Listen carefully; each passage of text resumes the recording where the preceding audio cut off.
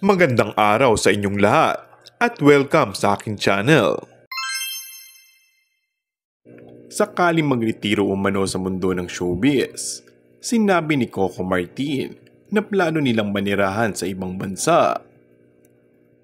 Ibinunyag ng kapamilya aktor na bumili na sila ng property sa ibang bansa bilang parte ng kanilang backup plan kung sakaling tuluyan nilang lisanin ng entertainment industry.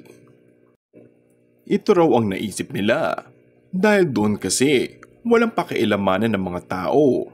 Kahit saan ka pumunta, normal lang ang lahat. Masarap din ang feeling na kahit ano pwede mong gawin. Kahit tumambling ka sa kalsada, yung mga ganon. Pwede mong gawin lahat ang gusto mo nang walang makakapansin sa'yo. Walang magpo-post sa'yo sa social media, mas may freedom. Habang tumatanda, gusto mo laging peaceful na lang.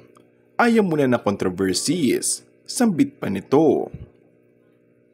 Habang ipinapaliwanag kung bakit low-key lang sila ng girlfriend na si Julia Montes pagdating sa kanilang relasyon. Dagdag pa nito, hindi naman lahat ng masasayang bagay kailangan naming i-share. Pwede naman, yung tahimik lang, nag-e-enjoy lang kami.